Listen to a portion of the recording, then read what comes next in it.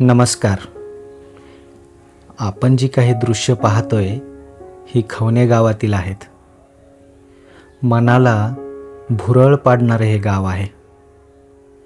Video शेवटपर्यंत बघा. तुम्ही या गावाच्या प्रेमात पडसाल, खात्री आहे माझी.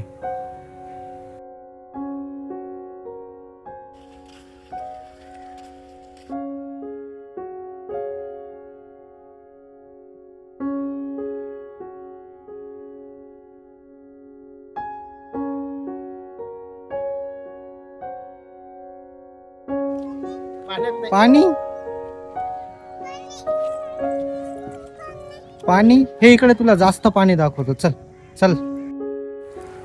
साहस ज्या गोष्टीची मागणी करतोय त्या पाण्याची काहीही कमतरता नाही या गावात.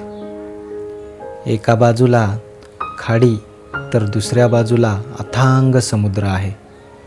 तोही इतका स्वच्छ जणू आपल्या घरचे अंगणच. खऱ्या अर्थानं या गावाचे ते अंगणच आहे. आणि या गावाच्या एका बाजूला हिरवागार डोंगर पसरलेला आहे.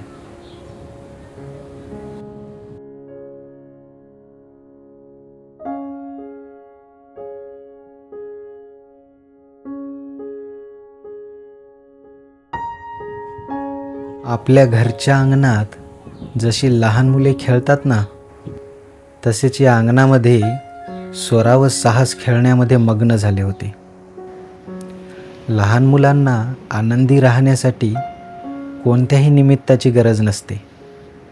मुळात ती आनंदीच असतात. म्हणून तर ठिकाण कोणतंही असो ते सुटतात बिनधास्त.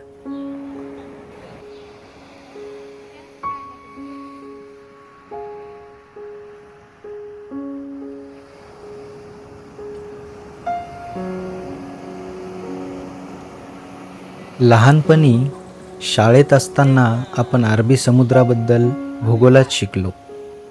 त्याची लांबी, क्षारता, भूआकार वगैरे वगैरे. पण माहिती मिळवणं याला शिक्षण म्हणायचं का, हा प्रश्न मला नेहमी पडतो. मला वाटतं यापुढे जाऊन अरबी समुद्र अनुभवणं आणि निसर्गाबद्दलच्या जाणीवा मनात निर्माण होणं शिक्षणाचा भाग असावा. या जाणीवा निर्माण व्हाव्यात, आपलं व्यक्तिमत्व प्रगल्भ व्हावं, हा भटकंतीचा खटाटोप असतो. खवणे गाव आपल्याला निसर्गाच्या कुशीत नेऊन ठेवतं. किंबहुना हे गावच निसर्गाच्या कुशीत वसलेलं आहे असं पण म्हणता येईल.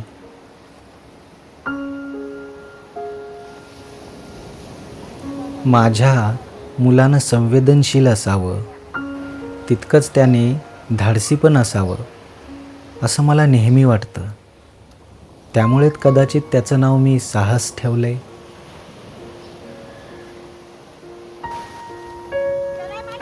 साहससाठी ही निसर्गाची पर्वणीच आहे आणि मनमुरादपणे तो लुटतोय.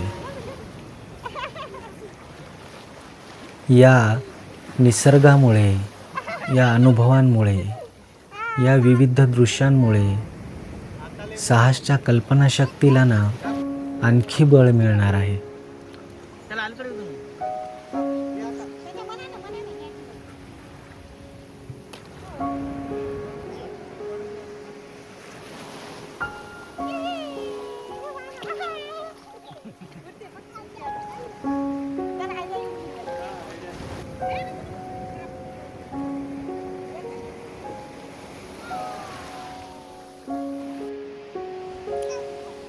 निसर्गात इतर प्राण्यांची पिल्लं बहुधा एकटीच मोठी होतात, या खेकड्याच्या पिल्ल्याप्रमाणे.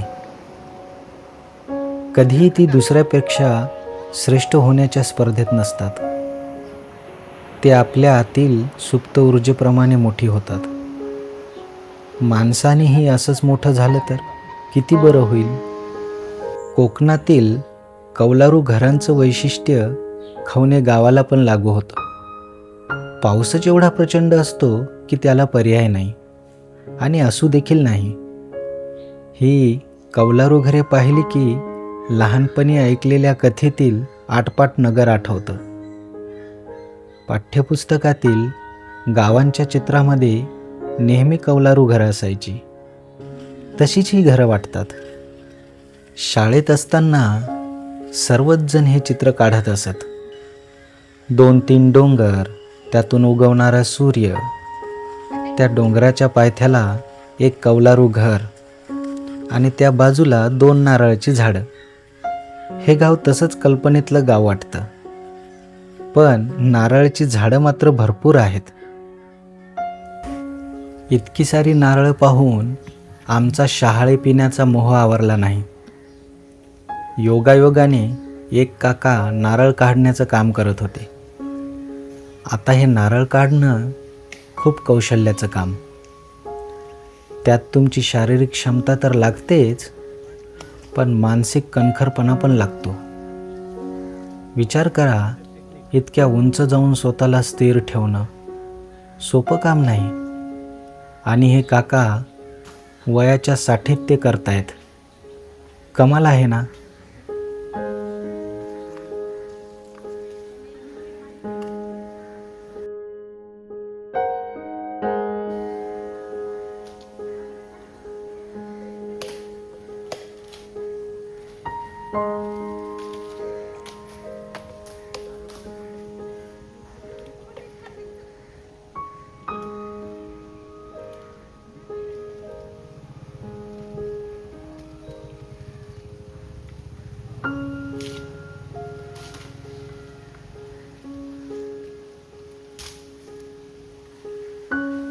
नारळ खाली पडलं आणि आम्हाला वाटलं आम्हीच यशस्वी झालो.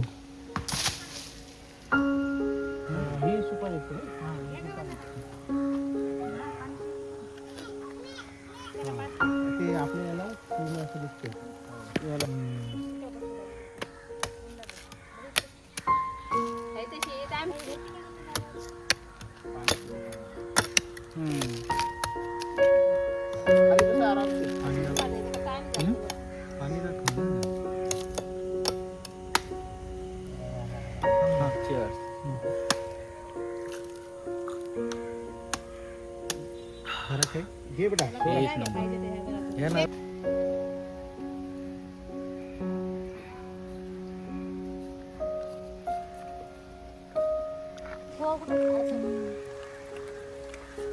नारळ पाणी पिलं आणि आम्हाला वाटलं आम्ही तृप्त झालो. पण नारळापेक्षाही तृप्त करणारी आणि खऱ्या अर्थाने अमृततुल्य म्हणावी अशी विहीर पण या गावात आहे. आपण जर कधी या गावात आलात ना, या विहिरीचं पाणी प्यायला विसरू नका. अतिशयोक्ती काहीही नाही, एकदा पिऊन पाहाच. नंतर हा व्हिडिओ शोधून तुम्ही कमेंटमध्ये मला सांगाल की पाण्याची चव कशी होती. इतकं गोड आणि चविष्ट पाणी या विहिरीचं आहे.